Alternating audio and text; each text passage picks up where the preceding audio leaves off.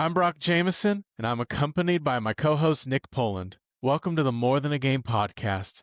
It's our mission to demonstrate how football is more than a game. Beyond the X's and O's, we plan to discuss how the game of football has an effect on our everyday lives. Nick and I have built a friendship with our common love for football, and we want to share our ideas with the rest of the multimedia universe. Segment 1, kickoff. We're going to go to the review booth, go over 3 big games that happened in the NFL this past weekend. Up next, we'll talk about our main topic, which is contenders versus pretenders. And after that, we'll go through the Saturday showdown. It's a very interesting weekend in college football, to say the least. After that, we're bringing back your best bets. We got a little more money in our pockets. Segment 6 is going to be our scouting report. Segment 7 is not going to be discussed. Moving on. All right. All right, segment 2, the review booth. First up, we got a game that happened in Berlin, Germany, and they couldn't get enough of 4 quarters, so this game went into overtime. The Indianapolis Colts defeated the Atlanta Falcons 31-25. Man, what a game it was. And here I was hating on the Colts last week, and they kind of proved me, hey, we're a good freaking team. And Jonathan Taylor with 244 rushing yards and 3 touchdowns. Bro, elite. The dude's elite. This team, they got my mouth shut. They did win in overtime. What a game by them. Yeah, they're looking scary. Yep. Atlanta gained the lead with 1:44 left. 3 points less than 2 minutes. You know what's going to happen. Indianapolis sends the game into overtime. Is anyone surprised? Is anyone surprised? I don't know why we forget how to play defense in the last 2 minutes. Jonathan Taylor adds his 3rd rushing touchdown in overtime, 244 yards, 3 touchdowns on the day. Probably should be the front runner for the NFL MVP if you ask me. For a running back to put up these numbers in today's game, I think that's good enough for an MVP candidate. Indianapolis Colts lead the AFC and tied with the Seattle Seahawks for the best record in the NFL. Are they not tied with the Denver Broncos? I think they're tied with the Denver Broncos. Yeah, and Philadelphia's up there. Yeah. Yep, 4 teams with 2 losses. Well, if we have nothing else to share, man, sounds it's like just we don't. Not really much of a shocker. I will say this real quick because I actually caught the end of the game at Shields. My wife and I were at Shields, and it was on this big old screen. And yeah, with 2 minutes left, I told her, I'm like, the Colts have the football. It's going into overtime. It's going into overtime. I already know what's going to happen. In today's NFL, I already knew it. I already knew it. So yeah, we watched anyways, went to overtime. Yeah, rest is history. You know, they went for 2 and didn't get it after Jonathan Taylor had an 83-yard rushing touchdown in the 4th quarter. That's wild. Yeah. They went for 2 and didn't get it, but what I'm saying is if you would have just kicked an extra point, 23-17, your field goal would have won the game at the end. But you don't know that in the present moment. You're trying to make it a 7-point game by going for 2. Yeah. It's just it's so a good wild point, because though. It's a good point. This stuff never happened when we were growing up because extra pointers were like 16 yards away. Ever since this 33-yard extra point, you miss it, you go for 2 to get back on the horn. So that was a good move by bringing the extra point back 33 yards because it made games like this go into overtime. Oh yeah, I also need to point out there the Patriots are 8-2 as well, so it's a 3-way tie for first place right now in the AFC. At 8-2, yeah. Yeah, 8-2. Wow. I was just looking at the standings, but yeah. Up next, we have the Tom Brady Bowl and the New England Patriots. No surprise who's going to win the Tom Brady Bowl, the team he played for more. The New England Patriots defeated the Tampa Bay Buccaneers 28-23. Yeah, Nick? You mean the Tom Brady Bowl that they didn't have on Fox? I mean, come on. That was such a blow by the NFL. Have Tom Brady call that game. I don't know. Good point. It makes sense, right? It makes sense. Yeah. They probably didn't want that. They probably didn't want Tom Brady calling the game. It's good for the NFL. Fans want that. Fans pay for tickets and merchandise. The NFL's nothing without fans. I mean, yeah, I don't know. No, I agree. It was a better setup. I'm sure there was some bias. I mean, he can't really get involved with teams, because he's an That's owner. fair. That's So fair. he's not allowed to meet with teams. It's very limited Isn't what he can but do. but I mean, isn't he a partial owner of the Raiders now? So I mean, like, That's what how I'm true? saying.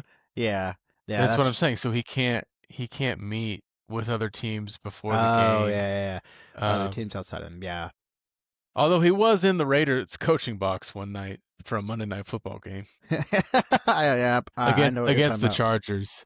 Yep. All right, enough about that. The biggest part of this game was I respect Mike Vrabel for letting Travion Henderson run that ball in the end zone. You see, he flashes to the goal line and says, "Can I score?" And they say yes. So he scores in the fourth quarter, makes it 28-16 with a minute 30 left. If he would have just fallen in bounds, they would have been able to run the clock out. But, Mhm. a rookie wants the chance to get in the end zone. So Mike Vrabel on the sideline, they let him score. And by letting him score, they let Tampa Bay get the ball back, and it's no surprise Tampa Bay drove down and scored a touchdown because it's a garbage touchdown, right? So it was But a risk. man, It could have been an absolute failure. I mean, they could have could recovered that have. onside kick, scored a That onside touchdown. kick was so good too. That ball was in the air forever. I held my breath for a second. I was like, "There's no way they actually catch this football." And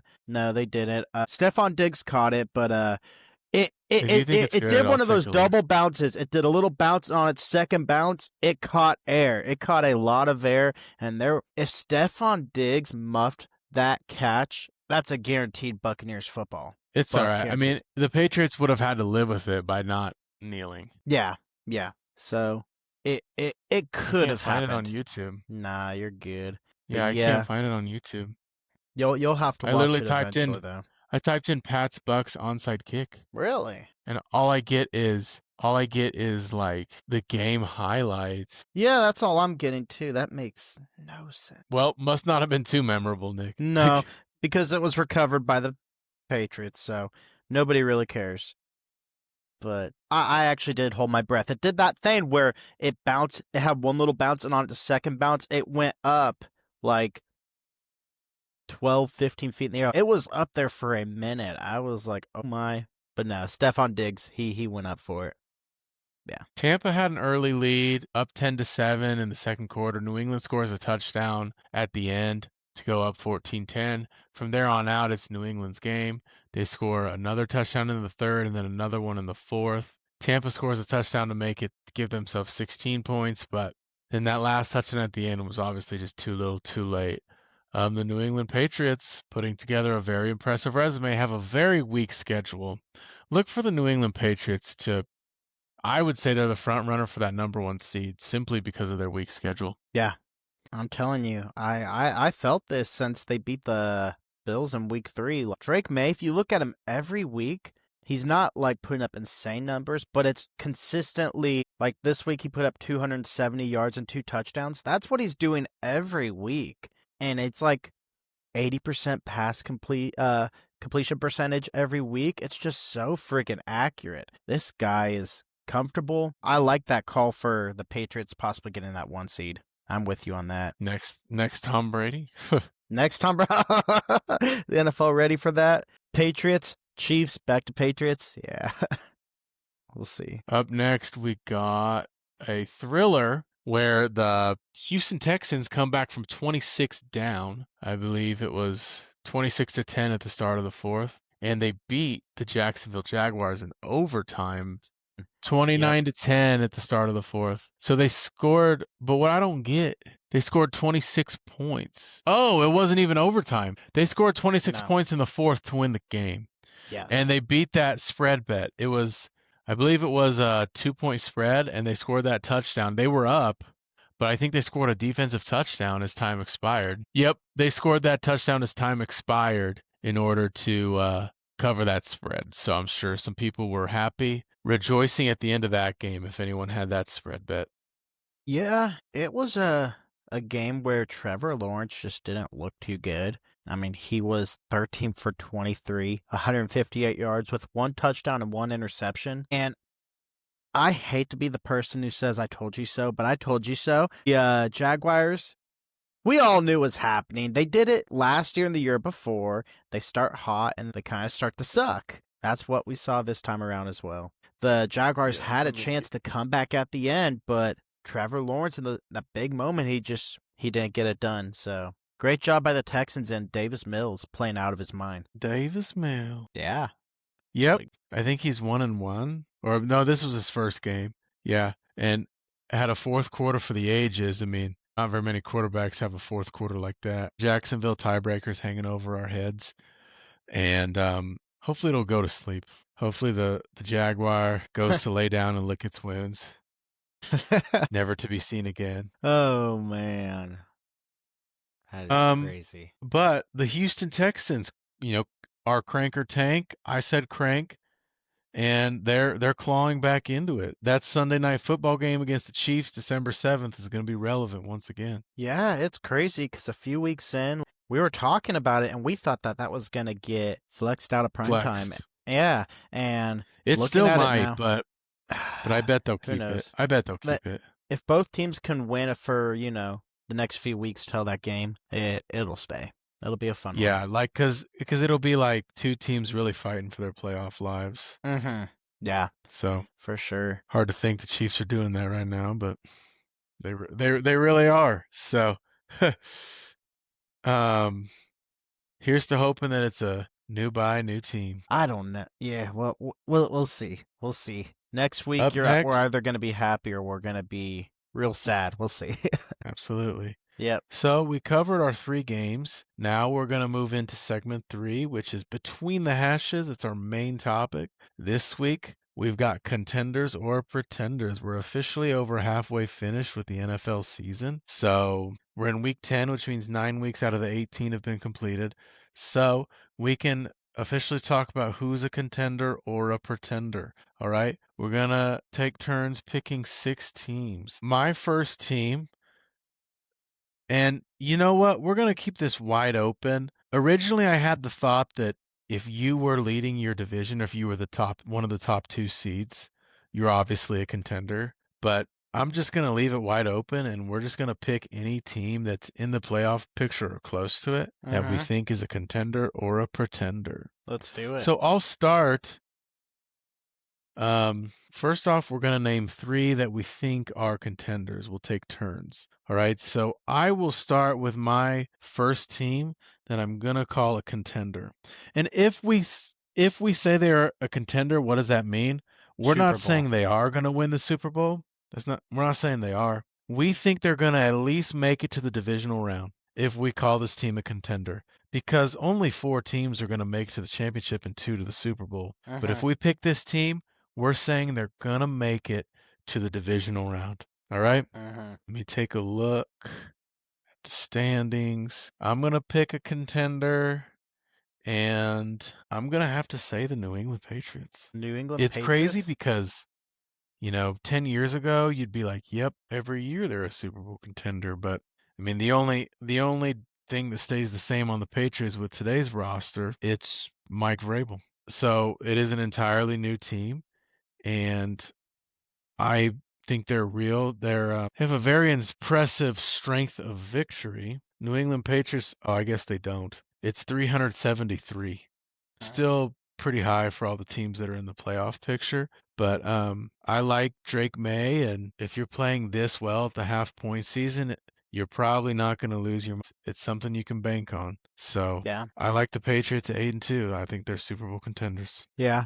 I'm going to go ahead and get my bold prediction out of the way here. I'm going to shock a lot of people here by saying the Chicago Bears are contenders. And a lot of people are probably losing their minds like, wait, are you out of your flipping mind right now? They might not even make the playoffs. They are They're very currently at cool. the 6th seed. Yeah, they're the They're at the sixth 6th seed. seed, They're aren't they? 6-3, and people they act like they're still not good. They act like they're still the same Bears, but no, they're barely winning games or doing what they have to. And I don't think they'll make it to the Super Bowl, but the divisional round, I think looking at it right now, I hate doing this because I personally hate it when people say if the playoffs started today, because it doesn't. But if it did start today, they'd go to Detroit week 1 and divisional matchup, wildcard weekend. I could see them pulling that upset. The Bears are 0-2 in the NFC North. I don't think they're not going to win the NFC North. Either They're not going Detroit to or win Green the Bay will win North. it. To win a game in the wild card round on the road, I could see Caleb Williams getting that dub. I could see it happening. A lot of crazy stuff happens wild card weekend. Usually the home team, like you really percentage wise, it's like I don't know. It's you would be surprised how often road teams win wild card weekend. It happens a lot. So I like it because nobody's talking about them. And if you play for an NFL team that people kind of disrespect, that kind of sets a feel under you. Like you played football, you know what it's like to be Yep. disrespected. Yeah. So I'm gonna go for the Bears. That's my bold pick. I probably won't have one as bold as that for the rest of this segment, but yeah, Chicago Bears. Well, do you want to pick the last contender, or do you want to pick two pretenders? Let's go ahead and keep it interesting and pick two pretenders. So you want to pick two pretenders. So I have to pick my last contender. I'm not going to pick the obvious one, which is the Philadelphia Eagles. I'm going to go for an NFC team who you might not expect. I'm going to have to go Los Angeles Rams. No one's given them enough love. Matthew Stafford is having an MVP caliber season, and they're getting healthy at the right time, getting all their guys back. They have some very impressive wins. They beat the Colts. I think they beat another team last week, and that was good. They're leading the NFC West. It says first. They're tied for first. So they're tied for first with the Seahawks, the darlings of the NFL right now. Look for the Rams to win that game on Sunday. And they're beating the Seahawks this Sunday. Yeah, and they play the Detroit Lions once again. I think this is the year they beat them. And according to Rich Eisen, they're playing the best football on both sides of the ball. That's a big sleeper pick for me. Is the Rams? They've been destroying teams in all honesty when they win. They've lost 2 games, but when they've been winning by like double digits. Their past 4 games have been double digit victories. So, yep, Rams getting hot at the right time. It's all about after Thanksgiving, so we'll reevaluate. But for now, I think the Rams are contenders. I like it. Now we got pretenders. Yeah. I'll start this off by saying the Green Bay Packers, you're pretenders, man. You started off the season so good in your first 2 weeks, and that's how the Saints were last year. People were like, "Oh my goodness, they're unbeatable. They're so dominant." And then after that, they were kind of whatever. And the Packers are better than the Saints were last year, obviously, but they come on. People got too hyped too soon. Kraft's out for the year. They lost 10-7, 7-10 to the Eagles, and I don't know. Looking at him, they're going to make the playoffs, but they are 100% a pretender. I could definitely see them going one and done all day. This is just not their year. Maybe they'll regroup next year. Maybe they'll be better. It's not happening this year. Green Bay Packers pretender. All right, I'm gonna have to go AFC. We haven't done enough AFC teams. We've picked 3 NFC teams. I'll go AFC to keep it even. Yeah, gosh, there's so many. The NFL is so even. It's Like so even this year. you could call every team a contender. Yes. But Pittsburgh Steelers, you are pretenders. You have not beaten. I guess you beat the Indianapolis Colts, the team that's leading the AFC. So I guess I can't be too disrespectful. But Pittsburgh Steelers, Baltimore's coming for you in the AFC North. And if you don't win the AFC North, you're not going to get in.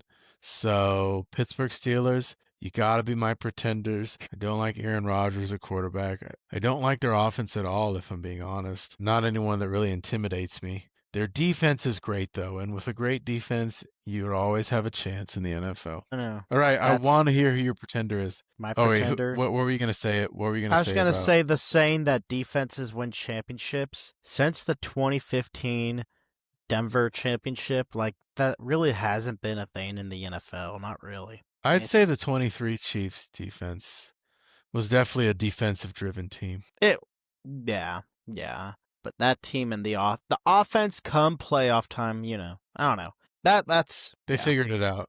They figured it out. But no, my pretender, and we just talked about how good every team in the AFC is here.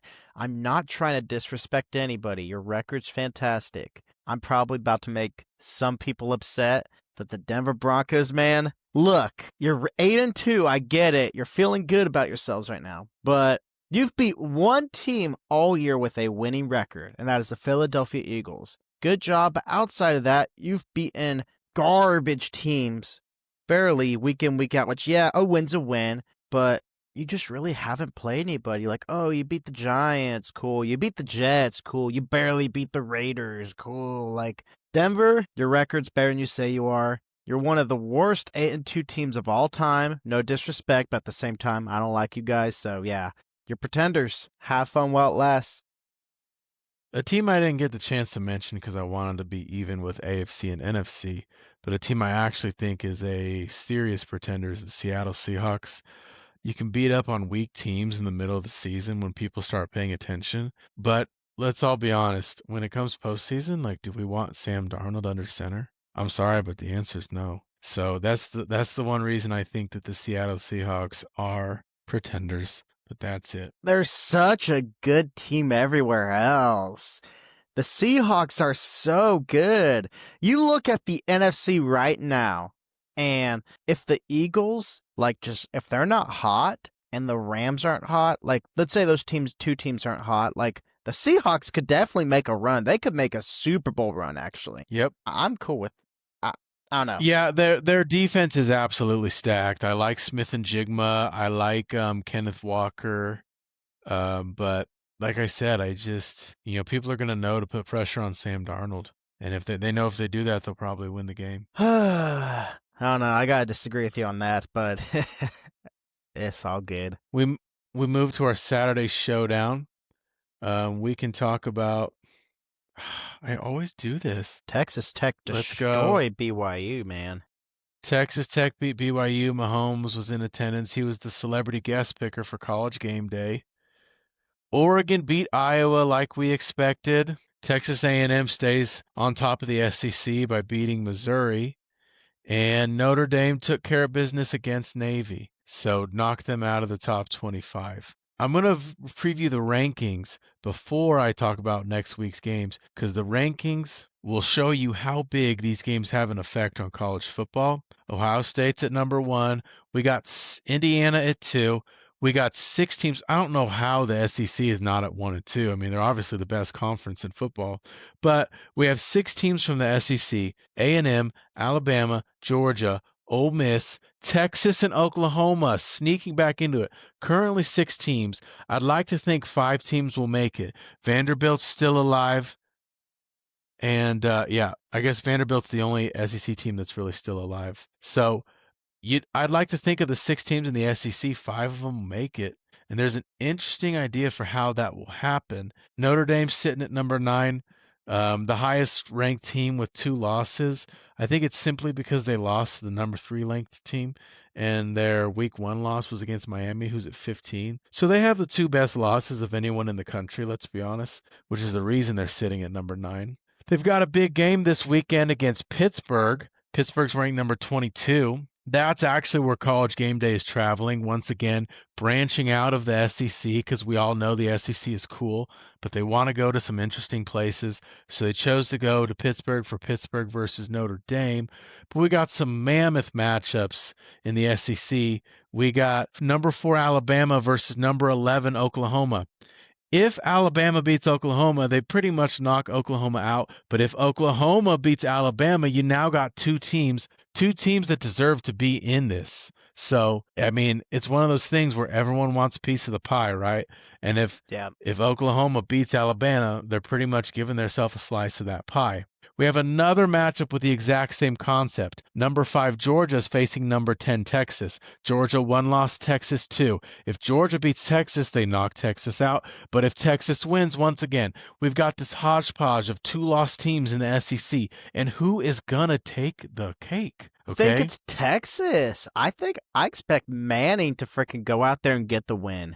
Texas and Georgia, ever since Texas has joined the SEC, Georgia beat them last year. Georgia beat them again in the championship, and it's like a very interesting game, Georgia versus Texas. It's basically like the new rivalry of college football. It is. It's so much fun. I'm actually excited for this game. Anytime these 2 teams play, it's always a hell of a football game. So I'm going to root for Texas because I want this really. I mean, this is the kind of year where like one team is going to get snubbed. So, and you got to think about it, the ACC champion's going to get to go. So there's no ACC teams in the rankings, but one ACC team is going to get in because you get the chance to go if you win your conference championship. If you're one of the big four, ACC, Big 12, Big 10, SEC, all those champions, it's an automatic bid.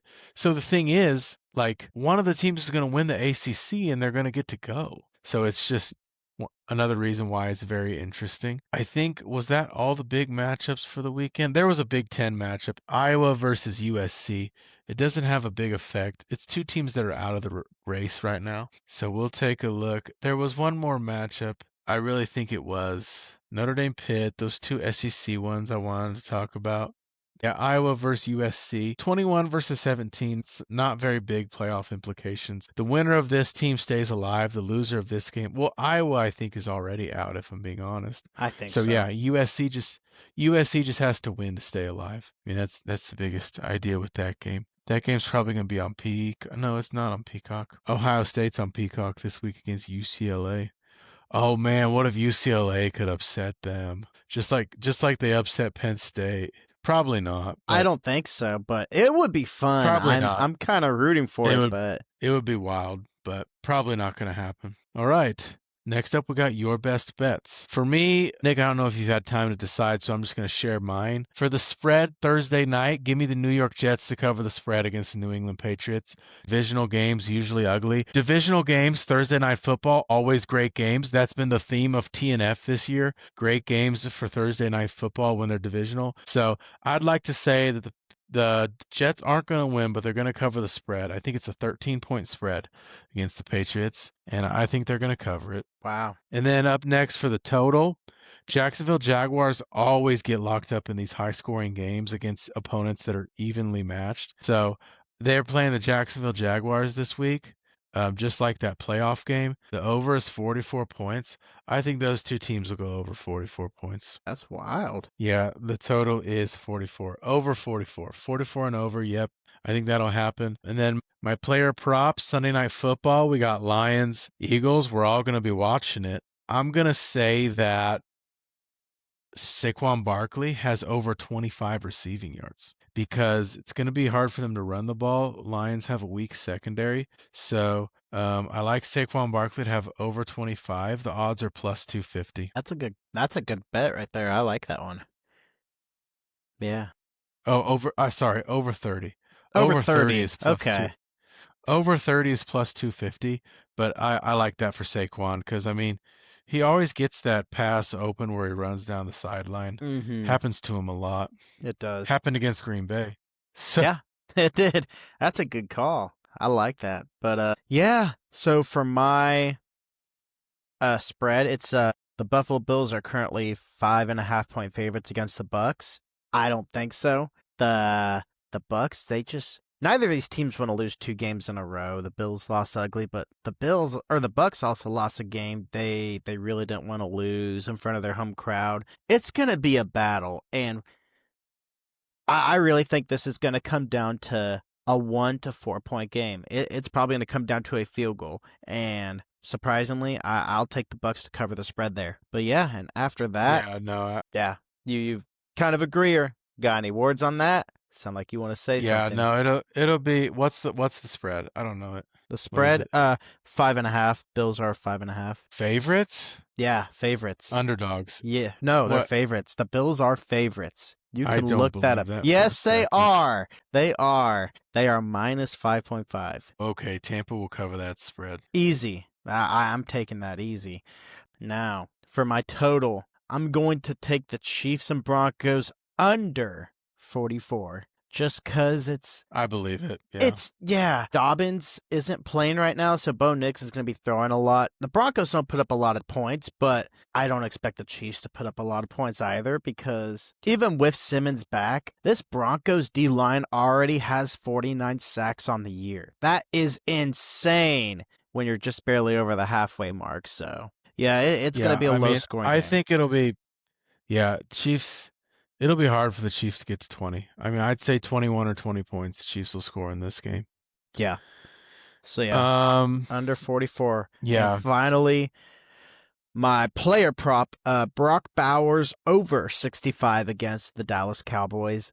Easy. I've been saying it almost every week. This Cowboys defense is trash everywhere. Their linebackers are garbage. They can't cover Brock Bowers. They can't do it.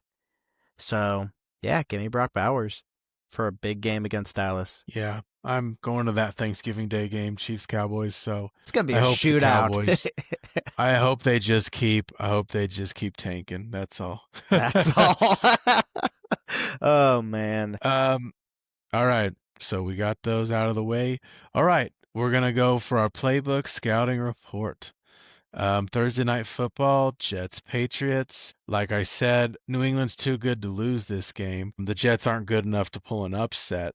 So, but No, they're but not. they will keep it close. I'm gonna go with the ugly Thursday night football divisional game script. Give me New England 17-14. That's actually really close.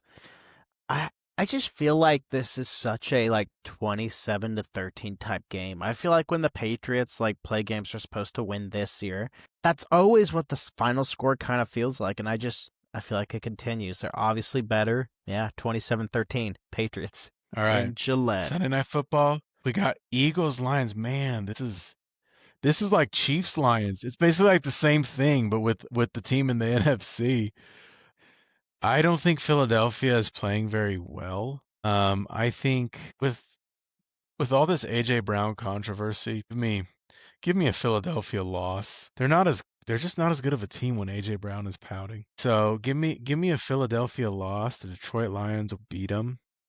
Not as high scoring as we think. Well, actually, I mean, I think the Detroit Lions will put up 24 points and the Philadelphia Eagles will put up 17. Let's say 24-17 Lions. Yeah.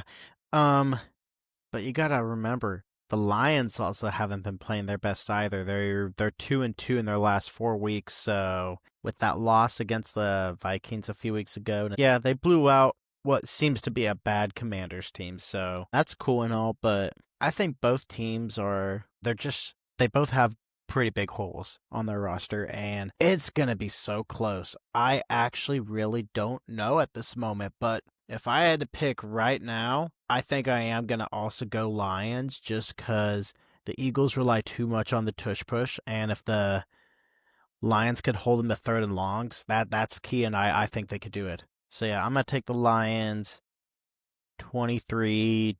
All right, Monday Night Football, do we have to preview it? The Dallas Cowboys are playing the Las Vegas Raiders. I'll be honest, teams travel so well to Vegas because people just love the opportunity to have a Vegas vacation. So I was once in Vegas in August of 2024. It was a preseason game, Cowboys Raiders.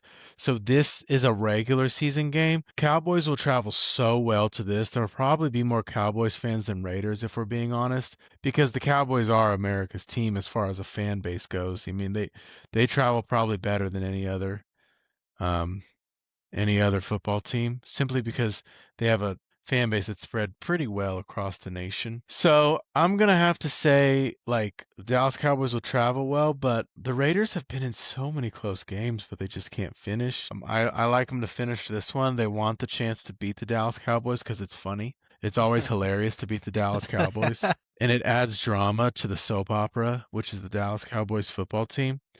So I think the Raiders will be inspired to get this victory, and I think it'll be probably just 21-17. Cowboys? Yeah. Yeah. Yeah, I don't know. I actually expect this to not even really be close, if I'm being honest with you. The Raiders are a horrible team, but they have kept games a little close, and people might be giving them just a hair little too much disrespect. People are acting like they can't play real football, almost like professionals don't even play on this team. And no, you got Brock Bowers, who's back on the team now, and it's in Vegas. I actually don't think it's that close. I think Brock Bowers has a big day, and Geno Smith surprisingly has a big day against this horrible Cowboys secondary. And I will go ahead and say 24-14. Raiders. Y'all still them boys? You're acting like it was gonna be a blowout. Y'all still them boys? 10 points. I wanted a blowout, but no team's really good enough. But I'm gonna take a 2-score game. It'll be a 2-score game. So yeah, yep. Stephen A. Smith is gonna be happy. He's gonna be happy Tuesday morning. Because the Cowboys are losing. Oh yeah, he hates the Cowboys. He's Yeah, always he does. He loves it. How about them Cowboys? How about them Cowboys? So next up, we got the home team for both of us, the Kansas City Chiefs, facing the Denver Broncos. A big game for AFC West standings. Kansas City travels to Denver. They've lost in Denver the past 2 years. They did lose in 2023. Yep, they did. The flu game. And in The flu game. 2024. And in 2024, yeah. So in 2022, they won. Mahomes had that weird, hook shot pass. We all remember that. McKinnon. We were up like 3 scores, and then we decided to make it a close game. And then they got back into it. Yes. Yeah, we all remember. Yeah. All right. This one, I know the Chiefs don't play very well in Denver. It's been proven. And the game last week, we tanked because it was week 17. But I just so hope Denver's exposed in this game. Chiefs, when their back's against the wall, and I'd like to say their back is against the wall for this one. When the Chiefs' back is against the wall, they perform better than any other team. So give me another. I guess Chiefs will win. Just give me 21-13 Chiefs. I really wanted to be underdogs. I hate it when we're favorites, and the fact that 80% of the country is picking us doesn't make me feel good. We just never play good when we're heavy favorites. I still think we win the game, but I think it's going to be close. I'm going to take the same final score as the blocked field goal last year.